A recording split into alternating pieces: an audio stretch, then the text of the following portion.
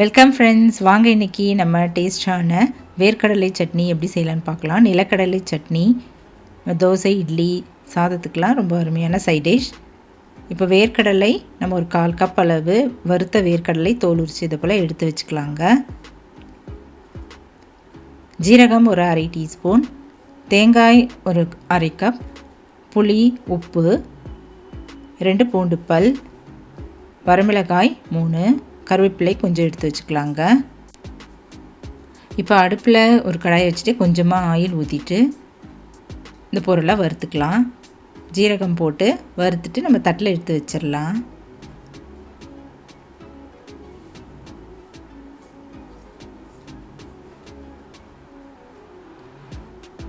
கூடவே வரமிளகாயும் போட்டுக்கலாங்க.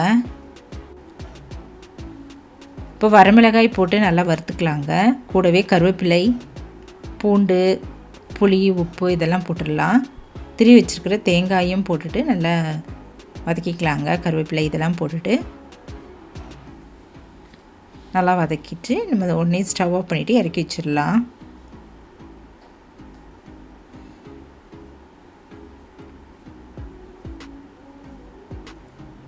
இப்போ இதெல்லாம் நல்லா ஆறுனதை நம்ம மிக்ஸி ஜாரில் போட்டு அரைச்சிக்கலாங்க. இதில் காரம் என்ன தேவைப்பட்டதுன்னா இன்னொரு வரமிளகாய் கூட இதில் ஆட் பண்ணிக்கலாம். இப்போ இந்த பொருள்லாம் நல்லா ஆறிடுச்சு. இப்போ மிக்ஸி ஜாரில் போட்டு கொஞ்சமாக தண்ணி ஊற்றி நல்லா நைஸாக அரைச்சிக்கலாங்க. இதை போல் நைஸாக அரைச்சிட்டு நம்ம இன்னொரு கிண்ணத்தில் இதை எடுத்து வச்சிடலாம். கொஞ்சம் தண்ணி இதெல்லாம் ஊற்றிட்டு நம்ம கலந்து எடுத்து வச்சுக்கலாங்க. இப்போ இந்த சட்னிக்கு நம்ம தாளிச்சிடலாம். அடுப்பில் ஒரு கடாய் வச்சுட்டு அதில் கொஞ்சமாக ஆயில் ஊற்றிட்டு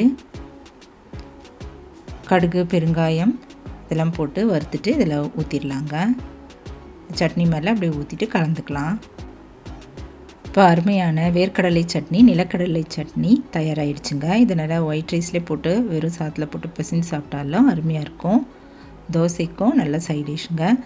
நீங்களும் இந்த டேஸ்டான நிலக்கடலை சட்னி இதை போல் ட்ரை பண்ணி பாருங்கள்.